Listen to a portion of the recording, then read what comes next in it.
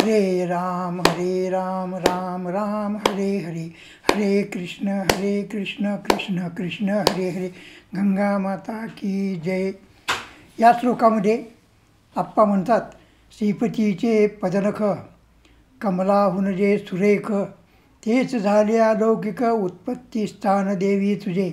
मदनाचा अहंकार ज्याने जाळून टाकिला पार, त्या शंभूच्या जटाघर केले तुवा राहण्याची.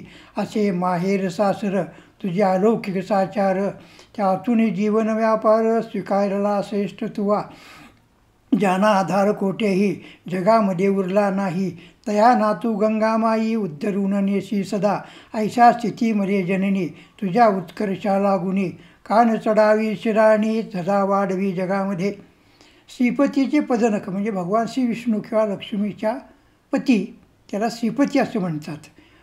गंगा कुठे आहे, होती कुठे, तर गंगा होती ब्रह्मदेवाच्या कमंडलूमध्ये. तिथून ती बाहेर आली आणि भगवान श्री विष्णूच्या उजव्या पायाच्या उजव्या अंगठाचं नख आणि मौसर भाग या दोन्हीच्यामध्येच स्थिरावलेली होती. म्हणजे ते तिचं माहेर झालं. ते आहे कसं, कमलाहुन जे सुरेख.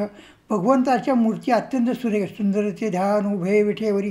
तसं जिथे रवी शशिकळा लोपली, तसं अत्यंत सुरेख आणि सुंदर असं भगवान श्री विष्णूचे शरीर आहे. आणि शरीराचे सर्व अवयव आहेत किंवा अवयव आहेत म्हणून शरीर आहे. तेच झाले अलौकिक उत्पत्ती स्थान देवी तुझे. तिथून तू खाली आलेली आहेस, ते तुझं उत्पत्ती स्थान झालं. मदनाचा अहंकार ज्याने जाळून टाकिला पार, त्या शंभूच्या जटाघर केले तुवा राहण्यासी.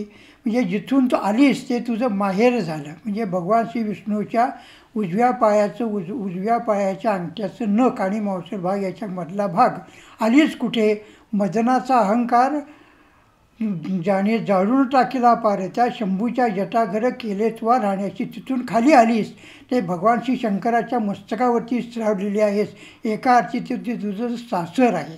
परिणाम याचं वर्णन काय करतात, असे माहेर सासर तुझी अलौकिक साचार, त्यातून जीवन व्यापार स्वीकारला श्रेष्ठ तुवा. तुझं माहेर हे श्रीमंत आहे, अलौकिक आहे, असामान्य असं आहे, अवर्णनीय आहे. आणि सासर देखील त्याच तोडीचं आहे, योग्य आहे. म्हणजे तेही उच्च अशा प्रकारचं आहे. म्हणजे एकाच्या पायातून तू आलीस आणि दुसऱ्याच्या डोक्यावर स्थिरावलेली आहेस, हे तुझं माहेर आहे. म्हणजे माहेर आणि सासर हे असतं कसं, तर आता लंबकाची घड्याळं बंद झाली. स्त्रियांचं जीवन कसं चालू असतं, तर घड्याळाच्या लंबकासारखं. माहेरनं सासरी, सासरनं माहेरी, सासरनं माहेरी, माहेरनं सासरी. तसं ही गंगा आहे ती माहेरवरनं सासरी आली, म्हणजे भगवान श्री शंकराच्या मस्तकावरती स्थिरावलेली आहे. असे माहेर साचेर तुझे अलौकिक साचार. अलौकिक असं तुझं सासर आहे, अलौकिक माहेर आहे. त्यातून तुझे कार्य स्वीकारलेलं आहे. ते कोणतं, ज्याना आधार कोठेही जगामध्ये उरला नाही, तया ना तू गंगामाई आधार देशी सर्वस्वी. तू काय करतेस, त्यांना उद्धरून नेतेस आणि त्यांचा उद्धार करतेस. म्हणजे तुझं माहेर श्रीमंत, तुझं सासर श्रीमंत, तुझं कार्यही श्रेष्ठ. म्हणजे एक योग नाही, दुसरा योग नाही, तिसरा योग. म्हणजे सर्वार्थाने तीन चांगल्या गोष्टी या तुझ्या ठिकाणी एकत्र आलेल्या आहेत. ऐशा स्थितीमध्ये जननी तुझ्या उत्कर्षाला गुणी, कान चढावी शिराणी सदा वाढवी जगामध्ये. असं जर असेल तर तुझी कीर्ती जगामध्ये का वाढू नये, प्रश्नामध्येच उत्तर आहे की तुझं माहेर श्रीमंत, सासर श्रीमंत, कार्य अलौकिक, म्हणून तुझी कीर्ती ही जगामध्ये उत्तर वाढत चाललेली आहे. पुढच्या श्लोकामध्ये काय म्हणतात पहा, देवी गंगे तुझे जल स्वभावे शीतल निर्मल, ज्याच्या प्रभावे पृथ्वी तल जय जयकारे कोंदलेसे. तुझा जलमहिमा अपार, शब्दन वर्णला शब्द तेचे, शब्दन तेथे पावती पार. सगर राजाचे कुमार ज्याच्या योगे उद्धरले, कपिलाच्या शापातुनी मुक्त चालावे त्याला गुणी. दिव्य देहाचे धरोनी स्वर्गलोका पावले ते, तेने तुझा उद्योग तेने अद्याप तुझी कीर्ती. सगर सगर पुत्र ते गाताती, गाता आनंदे टाकीती रोमांच त्यांच्या देहावरी. तुझा स्वभाव मुळात आहे कसा, तर पापी लोकांचा उद्धार करण्याचा तुझा स्वभाव आहे. तुझं पाणी आहे कसं, स्वभावता अत्यंत शीतल असं आहे. शीतल म्हणजे थंडगार. आणि निर्मल म्हणजे त्यात कसल्याही प्रकारचा मळ शिल्लक राहत नाही. आपण पाहिलं की महामारी म्हणजे कॉलेराचे रोग जंतूसुद्धा गंगेच्या पाण्यात टाकले तर ते लगेच विरघळून जातात. एवढं ते स्वच्छ आहे पाणी. म्हणजे हे विरघळूनसुद्धा पाणी स्वच्छ राहत आहे. गंगेचा स्वभाव आहे. प्रत्येकाचा स्वभाव हा वेगळा वेगळा असतो. गाईचा स्वभाव कोणता? गाईपुढं जर मांस ठेवलं तर गाय कधीही खाणार नाही. आणि वाघसिंहापुढं जर गवत ठेवलं तर वाघसिंह कधीही गवत खाणार नाहीत. म्हणजे गवत न खाणं हा वाघसिंहांचा स्वभाव आणि मांस न खाणं हा गाईचा स्वभाव. तलवार म्हणल्यानंतर ती धारदार असलीच पाहिजे. बर्फ म्हणल्यानंतर तो गार असलाच पाहिजे. म्हणजे आणि दगड म्हणल्यानंतर जिथे टाकलेला असतो तिथं तो पडून राहिलेला असतो. स्वतःहून दगड कधीही जागा आपली बदलत नसतो. एखाद्या मुलाने विचारलं, मोठ्या माणसाने उचललं तरच तो दगड आपली जागा सोडत असतो. हा ज्याचा त्याचा स्वभाव असतो. तसं काय पहा, आता तू काय करणार? तर काय नाही म्हणले, घरी जाणार, पिंडा एवढा भात खाणार आणि मुर्द्यासारखा पडून राहणार. हा स्वभावच हो. चांगलं बोलायचं कधी माहितीच नाही ना. तुम्हाला कोणता रंग आवडतो? तर काळा रंग आवडतो म्हणणार. काळा रंग कशाचा आवडतो? तर बिब्याचा आवडतो म्हणणार. अरे काजळाचा काळा म्हण ना, तव्याचा काळा म्हण, तो नाही म्हणणार. अगदी वांग्याचा काळा म्हण, तो नाही म्हणणार. आवडतो कुठला? बिब्याचा काळा रंग आवडतो म्हणणार. हा ज्याचा त्याचा स्वभाव असतो. तसं तुझं पाणी जे आहे ना, हे पाणी आहे कसं? स्वभावतःच शीतल आहे आणि स्वभावतःच निर्मल आहे. म्हणजे तुझं कार्यही महान. तुझं पाणी हे स्वभावतः शीतल आणि स्वच्छ. हे जे कार्य कोंदले असे परिणामी काय झालेले, तुझं कार्य हे महान असल्यामुळं तुझी कीर्ती म्हणजे तुझ्या पाण्याची कीर्ती म्हणजे तुझी कीर्ती सगळीकडे तुझा जय जयकार केला जातो. या गंगोत्रीपासून गंगासागरपर्यंत जाताना प्रवास करताना जे प्रवासी निघतात यात्रेला ते म्हणतात जय गंगे जय गंगे जय गंगे. सकाळी आरती करतात, संध्याकाळी आरती करतात आणि दिवसभर मुखातून गंगेच्या नावाचा जय जयकार करत असतात. म्हणजे सदैव गंगेचा जय जयकार चालू असतो. तुझा जलमहिमा अपार. अपार म्हणजे ज्याचा पार लागत नाही तो. अंतपारसुद्धा त्याला म्हणतात. तुझा जलमहिमा अपार. शब्द जनतेचे पावती पार. सगर राजाचे कुमार ज्याच्या योगे उद्धरले. तुझ्या पाण्याचा महिमा हा अपरंपार आहे. किती म्हणून वर्णन करावा. भूतकाळामध्येही तुझं पाणी परिणामकारकच होतं. वर्तमान काळामध्ये देखील आहे आणि भविष्य काळामध्ये देखील राहणार आहे. माणूस संपेल पण गंगेचा महिमा अजिबात संपणार नाही. गंगेच्या पाण्याचा महिमा अजिबात संपणार नाही. न लागती पार. त्याचा पारच अजिबात लागत नाही आहे. त्याला कारण काय? तर एक तर तुझं माहेर श्रीमंत, सासर श्रीमंत, कार्य अलौकिक आणि स्वभावतः शीतल आणि निर्मल असणारं तुझं पाणी. कपिलाच्या शापातुनी मुक्तता लाभे त्या लागुनी. दिव्य धरवणे देहाशी स्वर्गलोका पावले ते. आणखीन काय केलं पहा, तू जी वाहत वाहत आलेली आहे कशासाठी आली? सगर राजाचे जे कुमार होते, पुत्र होते, त्यांचा तू उद्धार केलेला आहे, त्यांना उद्धरून नेलेला आहेस. तेव्हा त्यांचा उद्धार झाल्यानंतर ते गेले स्वर्गामध्ये. तिथं काय झालं हो? केव्हा स्वर्गामध्ये गेले ते? जेव्हा तुझा प्रवाह, तुझं पाणी त्यांच्या शरीराला स्पर्श करतं झालं त्यावेळी ते सगळेजण सदेह वैकुंठाला निघून गेलेले होते किंवा स्वर्गामध्ये निघून गेलेले होते. कपिल मुनीच्या शापातून मुक्त झाले त्याच क्षणी ते निघून गेलेले होते. मुक्तता लाभे त्या लागून त्याला मुक्तता मिळाली होती. कशातून मुक्तता मिळाली होती? जन्म मरणाच्या फेऱ्यातून मुक्तता मिळालेली होती आणि कपिलाच्या शापातून मुक्तता मिळाली होती. दिवदेहाचे धोरणी स्वर्गलोका पावले ते. त्यांनी दिव्य असं धारण केलं, शरीर धारण केलं आणि स्वर्गाला जाऊन पोहोचलेले होते. आता याचं वैशिष्ट्य काय पहा. सगराचे 60 सहस्र पुत्र स्वर्गामध्ये गेले, तेथे अद्याप तुझी कीर्ती सगरपुत्र ते गाती. हे ज्यावेळेला सगरपुत्र दिव्यदेह प्राप्त करून स्वर्गामध्ये गेले त्यावेळी तिथे गेल्यानंतर देखील तुझी कीर्ती ते रोज गात आहेत. म्हणजे तुझी कीर्ती पृथ्वीलोकी गायली जाते आहे असं नव्हे, तर स्वर्गामध्ये देखील सगर राजाचे पुत्र अद्याप तुझी कीर्ती गात आहेत. कारण त्यांनी तुझ्या पात्रामध्ये स्नान केलेलं असल्यामुळं त्यांना मृत्यूही नाही आणि त्यांना जन्मही नाही. तो जीव किंवा तो प्राण अथवा तो आत्मा तुझी कीर्ती तिथे आनंदानं गातो आहे. गाता आनंदे ठाकिती रोमांच त्यांच्या देहावरी. ते ज्यावेळेला आनंदाने, मोठ्या समाधानानं, मोठ्या मोदाने आमोदाने तुझी कीर्ती गायला लागतात, तुझी अलौकिकाचं महात्म्य वर्णन करायला लागतं. त्यांच्या अंगावर त्यावेळेला रोमांच येतं. रोमांच केव्हा केव्हा येतं? एकतर अतिशय भीती वाटली तर, आणि अतिशय आनंद झाला तर. रोमांच उभा राहणं हा मराठीमध्ये वाक्प्रचार आहे. रोमांचाचा अर्थ अंगावरचे केस ताठ उभा राहणं. तेव्हा गंगेच्या गंगा ही या सगरपुत्रांना इतकी उद्धरून टाकणारी, स्वर्गात गेले तरीसुद्धा ते तिची महती गाथा आहेत. आणि इतकंच नव्हे तर आणखीन गंमत अशी की त्यांच्या अंगावर रोमांच उभे राहतात. पुढच्या श्लोकामध्ये काय म्हणतात पहा. जनांच्या हरण्या शोकाशी सोडून या स्वर्गसुखास, उतरण्या पृथ्वीतयास येऊ लागली माते तुळा.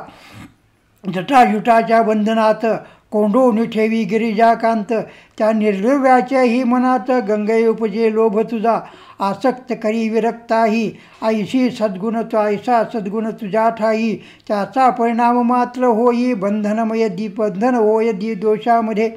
जनांचा हरण्या शोकास सोडून या स्वर्गसुखास, उतरण्या पृथ्वी जलास येऊ लागता माते तुला. तू ज्यावेळेला स्वर्गसुख सोडून सगराच्या पुत्राचा आणि त्यांच्या तुझ्या पात्रामध्ये स्नान करणाऱ्या प्रत्येकांचा उद्धार करण्यासाठी म्हणून तू त्यावेळेला वरून खाली आलीस, त्यावेळेला तुला काय झालं असेल? खूप त्रास झालेला असेल. कारण तुझी गती ही अत्यंत जोरात होती. त्यावेळेला माते तुला खूप त्रास सहन करावा लागले असेल. आणि तू ज्यावेळेला तुझे सगळे प्रवाह भगवान शंकराच्या जटावर मस्तकावरती आदळलेस, त्यावेळेला काय झालं असेल? जटाजुटाच्या बंधनात कोंडवणी ठेवे गिरिजा कांत. कांत म्हणजे नवरा आणि गिरिजा म्हणजे पार्वती.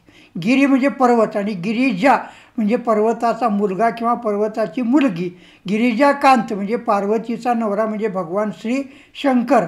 भगवान श्री शंकराने तुझा प्रवाह आपल्या मस्तकावर असणाऱ्या जटामध्ये बांधून ठेवलेला आहे. त्या निर्लोभाच्याही मनात गंगे उपजे लोभ तुझा. म्हणजे भगवान श्री शंकराने काय केलं? तुझे सगळे साथीच्या साथी प्रवाह पृथ्वीरोखी सोडलेले नाहीत, खाली येऊ दिले नाहीत, तर डोक्यावर 7ही प्रवाह आदळले. त्यातले 6 तिने आपल्या डोक्यावरील केसामध्ये बंदिस्त करून ठेवले आणि केवळ एकच प्रवाह खाली वाहता केलेला आहे. याचा अर्थ काय घेतला पहा आपण या श्लोकामध्ये, की भगवान श्री शंकर आहेत कसे? निर्लोभी आहेत. त्यांना कशाचाही लोभ अजिबात नाही. शंकराच्या अंगावर आहे काय? भस्म आहे, रुद्राक्ष आहेत, एवढंच फक्त. बाकी दागदागिना कुठलाही नाही. तर सर्व देवदेवता बघा, सगळ्याच्या अंगावर काही ना काहीतरी दागदागिने आहेत. विशेषतः स्त्री देवता ज्या आहेत त्यांच्या अगदी डोक्याच्या केसापासून ते पायाच्या नखापर्यंत शरीराच्या प्रत्येक अवयवावर अनेक प्रकारचे दागदागिने आणि अलंकार आहेत. गळ्यामध्ये तर विपुल असे आहेत. पुरुष देवताच्या सुद्धा गळ्यामध्ये, हातामध्ये, मनगटामध्ये, डोक्यावरती, पायामध्ये वेगवेगळ्या प्रकारचे अलंकार आणि दागिने आहेत. सर्व देवांच्या म्हणजे 33 कोटी देवदेवतांच्यामध्ये केवळ भगवान श्री शंकर हे असे आहेत की त्यांच्याजवळ काहीही नाही. त्यांना कशाचा लोभ अजिबात नाही आहे, म्हणून त्यांना निर्लोभी असं म्हटलेलं आहे. नाहीतर काय असतं पहा, लोभ किती असतो? सुभाषितकारांनी वर्णन केलेलं आहे की एकदा एक साप बेडकाला गिळायला लागला म्हणून सापानं तोंडा केलं होतं, आणि बेडक चिलटाला गिळायला लागला होता म्हणून बेडकाने तोंडा केलेलं होतं. म्हणजे आपल्याला कोणीतरी गिळणार आहे हे माहीत असूनसुद्धा बेडकाच्या ठिकाणी त्या चिलटाचा लोभ किंवा मोह निर्माण झालेला होता. काय करायचं? आपलं जीवन संपणार आहे म्हणून तो गप्प नाही बसला. कारण प्रत्येकाच्या ठिकाणी लोभ असतो. काम, क्रोध, लोभ, मोह, मद आणि मत्सर हे षड्रिपू आहेत. आणि हे षड्रिपू मानवाला त्रास देतात असं नव्हे, अहो देवाला सुद्धा त्रास देतात. तेव्हा भगवान श्री शंकरी आहेत कसे? निर्लोभी आहेत. अंगावर काहीही नाही आहे. संत नरहरी महाराज शंकराचं वर्णन करताना आपल्या अभंगामध्ये म्हणतात, गजचर्म व्याघ्रांबर. काय गुंडाळलेलं आहे त्यांनी? हत्ती किंवा वाघ यांचं कातडं फक्त कमरेभोवती गुंडाळलेलं आहे लज्जा रक्षणापुरतं, बाकी काहीही नाही आहे. बरं राहतात कुठे? कुठल्याही महालामध्ये राहत नाहीत. कुठे राहतात? स्मशानामध्ये राहत आहेत. आता स्मशानात जाऊन कोण राहतं? केवळ शंकर राहतात. पण त्याचं वाहनसुद्धा कुठं आहे? चित्रपटातील एका गाण्यामध्ये त्याचं वर्णन आहे, घोडाना हातियारे बैल सवारी. नंदीवरती तो स्वार झालेला आहे, म्हणजे बैलावर बसलेला आहे. यम हा रेड्यावर बसलेला आहे. सरस्वती ही कधी कमळामध्ये बसलेली आहे तर कधी मोरावरती बसलेली आहे, हंसावर बसलेले आहे. कार्तिक स्वामी गणपतीचा मोठा भाऊ तोही मोरावर आरूढ आहे. म्हणजे प्रत्येक देवदेवतेचं कोणतं ना कोणतं तरी वाहन आहे. इंद्र हा ऐरावतावर बसलेला. ऐरावत कुठून निघाला? समुद्र मंथनातून 14 रत्न निघाली, त्यातले एक होतं ऐरावत. त्याला 5 सोंडी आहेत, त्यावर हा इंद्र कायम बसलेला असतो. याउलट तुझं ठिकाण मात्र आहे कसं? ठिकाण आहे स्मशान, आणि बसतोच कशावर? तर बैलावरती. इथं सगळे प्राणी सोडून दिले आणि बैलावर तू बसलेला आहेस. म्हणजे निर्लोभी असणाऱ्या शंकराच्या मनामध्ये देखील तुझ्याविषयीचा लोभ निर्माण झाला. गंगे उपजे लोभ तुझा. तुझ्याविषयी लोभ निर्माण झाला, तुझे मोह निर्माण झाला, आणि म्हणून त्याने काय केलं? तुझे 6 प्रवाह आपल्या केसामध्ये बांधून ठेवले आणि एकच प्रवाह फक्त खाली वाहता केलेला होता, वाहता ठेवलेला होता. आसक्त करी विरक्ताही.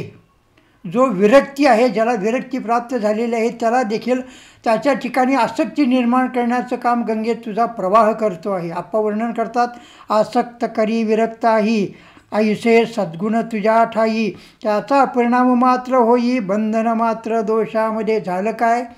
तुझ्या ठिकाणी सगळे चांगले गुण असल्यामुळं भगवान शंकराने आपल्या डोक्यावरती तुला बंदिस्त करून ठेवलं.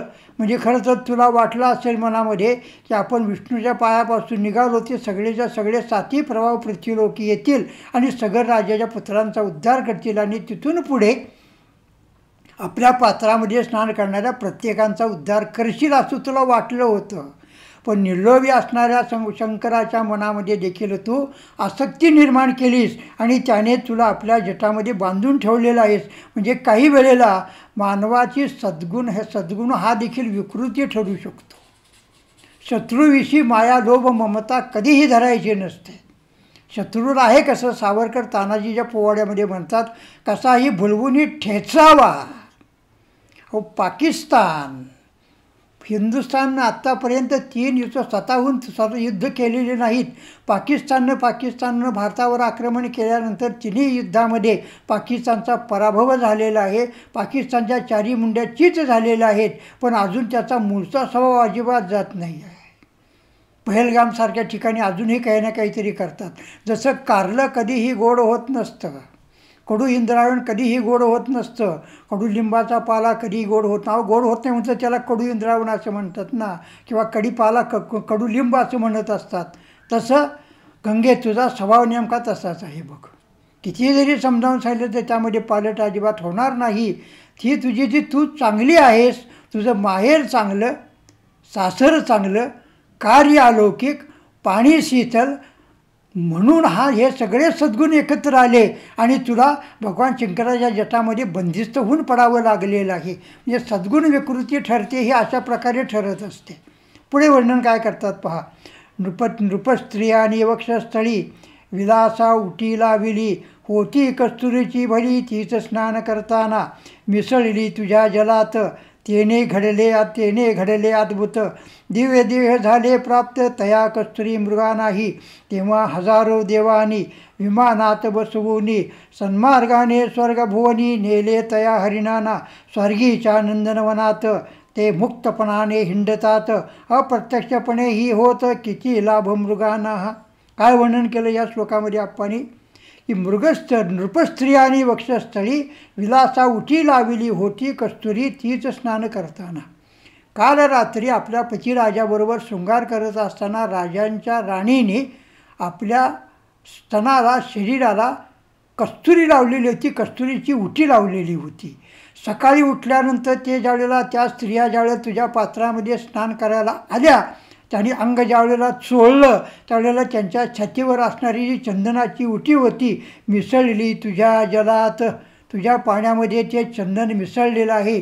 चंदनाची उटी ही तुझ्या पाण्यामध्ये मिसळलेली आहे. त्याचा परिणाम काय झाला? तेने घडे अद्भुत. म्हणजे जे व्हायला पाहिजे तर न होता, ज्याची कल्पना केलेली आहे तसं न घडता अकल्पित काही ना काहीतरी होऊन जातं. त्याला विस्मयकारक किंवा अद्भुत असं म्हटलं जातं. अद्भुत काय होऊन जातं? दिव्य देह प्राप्त झाले तया कस्तुरी मृगानाही. म्हणजे ज्या हरणाच्या बेंबीतून कस्तुरी निघते, ही कस्तुरी राजस्त्रियांच्या शरीराला लावलेली होती. स्नान करताना ती गंगेच्या पाण्यामध्ये मिसळली आणि त्याचा अद्भुत असा परिणाम झाला की ज्या हरणाच्या बिंबीतून कस्तुरी काढलेली होती ते सर्वच्या सर्व हरिण हे देह प्राप्त करून पुन्हा स्वर्गाला निघून गेलेले आहेत. म्हणजे पहा गंगेच्या पाण्याचं महत्त्व किती आहे. तेव्हा हजारो देवानी विमानात बसवूनी सन्मानाने स्वर्गभुवनी नेले तया हरिणाना. बरं, हे हरिण काय नुसते एकटे गेलेले नाहीत, मान सन्मानाने सर्व देवता त्यांना घेऊन गेलेले आहेत. ते सुद्धा स्वतःच्या विमानामध्ये त्या हरणांना बसवलं आणि स्वर्गलोकामध्ये घेऊन गेलेले आहेत. म्हणजे तुझ्या पाण्याचा प्रवाह इतका, तुझ्या पाण्याचा प्रभाव, तुझ्या पाण्याचा परिणाम हा इतका प्रभावकारी आहे की त्यामुळं हरणांना देखील देवानीच, हरणांचं स्वागत देवानी केलं आणि आपल्या विमानामध्ये बसवून सर्व हरणांना स्वर्गामध्ये घेऊन गेलेले आहेत. कोणती हरणं आहेत ही? ज्या हरणांच्या बेंबीतून कस्तुरी आणलेली होती तो प्रत्येक हरिण, ती प्रत्येक हरणी इथं स्वागत देवानी केलं आणि स्वर्गामध्ये घेऊन गेलेले आहेत. स्वर्गीच्या नंदनवनात ते मुक्तपणे हिंडतात, अप्रत्यक्षपणे होत किती लाभ मृगांना. हा स्वर्गामध्ये असणाऱ्या नंदनवनामध्ये हे हरिण आणि या हरणे मुक्तपणाने हिंडतात. तिथे त्यांना कोणीही अडवणारं नाही. त्याहीपेक्षा तिथे कोणीही त्यांची शिकार करणार नाही. कारण हरणी बघितली की लोकांना शिकार करावीशी वाटते. आता स्वर्गामध्ये कोण जाणार आहे तिथे असणाऱ्या बगीच्यामध्ये?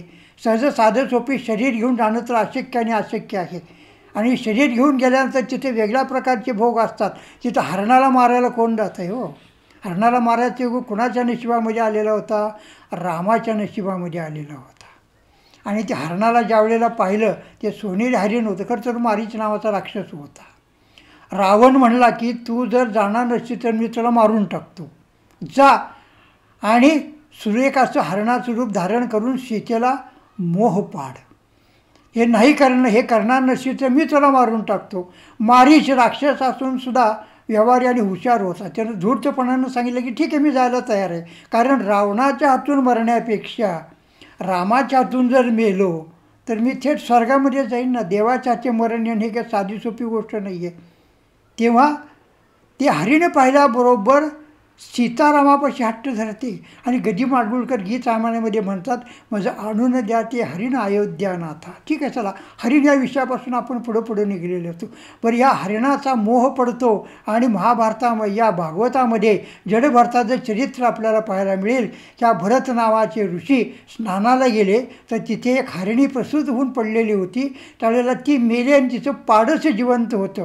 या भरतानी त्या हरणाच्या पाडसाला उचललं आणि घेऊन आपल्या आश्रमामध्ये आले. हळूहळू मग त्यांच्या उपासनेमध्ये अंतर पडायला लागलं, यज्ञयागक्रियामध्ये अंतर पडायला लागलं. पण हरणाच्या पाडसाच्या प्रेमामध्ये इतके मरून गेले की शेवटी त्यांना मरण आले. आणि मरत असताना सुद्धा त्यांचं चित्त हे हरणाच्या ठाईपणे स्थिर झालेलं होतं. म्हणून पुन्हा जन्म घेताना त्यांनी हरणीचा जन्म घेतला आणि हरणांचा सांभाळ केलेला होता. तसं हे हरिण स्वर्गामध्ये जात आहेत आणि आनंदाने क्रीडा करतायत अमृत तिथे असणाऱ्या बगीच्यामध्ये, उद्यानामध्ये. पुढच्या श्लोकामध्ये काय म्हणतात पहा. मग साक्षात भागीरथी तुझा स्पर्श घडल्यावरती काय वाणू उद्धरता ती घोरपा महापातकीही. जय विपरा ठार मारिती निशंकपणे दारू पिती. निर्लज्जपणे करिता ती गुरुपत्नीची व्यभिचार. चोरी करीती सोन्याची ऐशी महापातकांची. आवर्तने करीती साची सातत्याने जीवनात. असे महापापी केवळ परी येतांत काळ.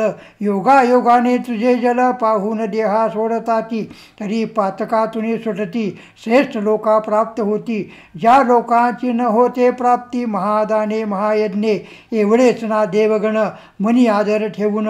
करती त्यांना वंदन तुझी थोरवी गाऊ किती.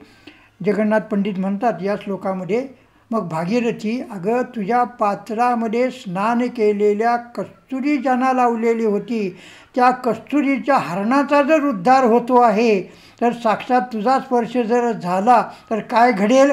काय वाणू उद्धरता ती घोर महापातकी ही. पातकातील पातकं महापातकी देखील तुझ्या पात्रामध्ये स्नान केल्यानंतर उद्धरून जातात. नुसतं स्नान करायला पाहिजे असं नाही. पुढच्या श्लोकामध्ये या श्लोकात पुढील वर्णन केलेलं आहे पहा.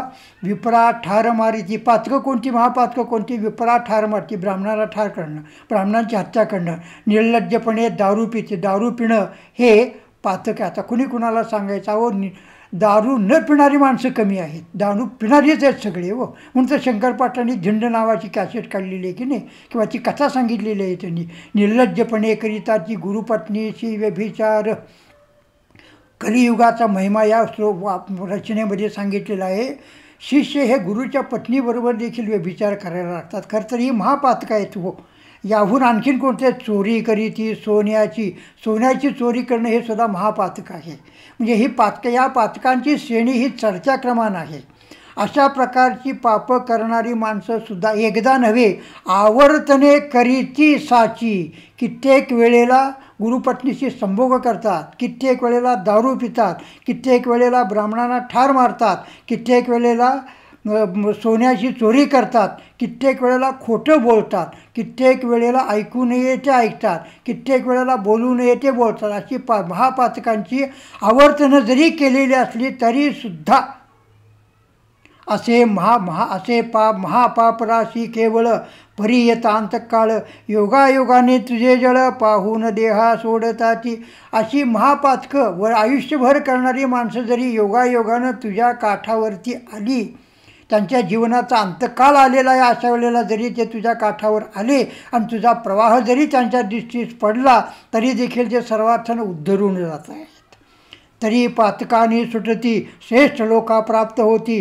ज्या लोकांची न होते मती महादाने महायज्ञे. अनेक यज्ञ करून ज्या लोकांची प्राप्ती होत नाही, अनेक दानं देऊन ज्या लोकांची प्राप्ती होत नाही, त्या स्वर्गलोकाची प्राप्ती या महापातकी लोकांनासुद्धा होते. कशामुळं? तुझ्या स्पर्शामुळं नव्हे तर तुझ्या दर्शनानं. दर्शन मात्रे मना, स्मरणे मात्रे मना, कामना पुरती गणपतीच्या आरतीमध्ये उल्लेख आहे. दर्शनानं सुद्धा सगळ्या चिंता दूर होऊन जातात. त्यासुद्धा कुणाच्या सामान्य माणसाच्या नाही. तर महापातकी, पातकीसुद्धा नव्हे, महापातकी, पापी नव्हे, महापापी लोकांचा देखील, चोर नव्हे तर महाचोर देखील, अनेक प्रकारची आवर्तनं केलेल्या आहेत, चोऱ्या केलेल्या असा देखील माणूस उद्धरून जातो आहे. त्याला कारण आहे केवळ तुझा काठ, तुझं पाणी, तुझा प्रवाह आणि तुझा खळखळता होणार असणारा हा जो आवाज आहे तो. पुढच्या श्लोकामध्ये काय म्हणतात पहा. कामक्रोधादी विकार चित्ती भडकती अनिवार. त्यांच्या जुलानी शरीर जलत राहे प्रत्यही. दिव्य सरिते दाहकता त्याची न येई वर्णिता. असे कठीण असायता त्यांची घन्निपाता हुनी. हा विकार वणवा घोर विझवोत तुझे तुषार, विझवोत तुझे तुषार. जे उसळती सबवार झोतामुळे वायूच्या. कामक्रोधादी विचार चित्ती भडकती अनिवार्य. कामक्रोध, लोभ, मोह, मद आणि मत्सर यांनी एकदा का माणूस पेटला की नाही, किंवा स्त्री पेटली की नाही एखाद्या वेळेस चुडानं, तर ती कुणालाही आवडू शकत नसते.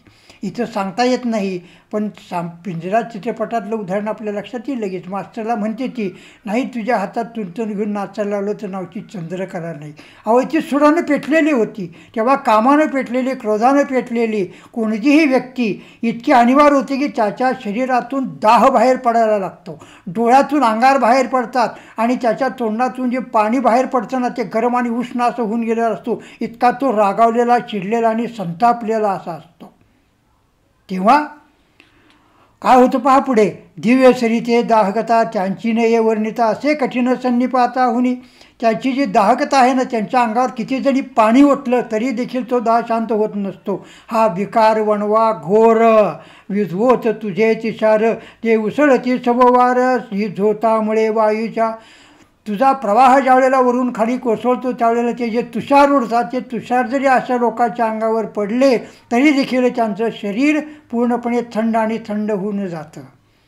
समुद्रमंथनातून विष बाहेर पडलं, आता कोण घेणार म्हणून शंकराकडे गेले आणि शंकराला सांगितलं आपण हे प्राशन करावं. भोले शंकर त्यांनी जे लगेच प्राशन करून टाकलं. परिणामी झालं काय, शरीराचा दाह व्हायला लागलेला होता. किती दाह व्हायला लागला, शेवटी गळ्यामध्ये सर्प गुंडाळला. कारण सर्प हा अतिशय शीतल असतो, थंड असतो, शांत असतो.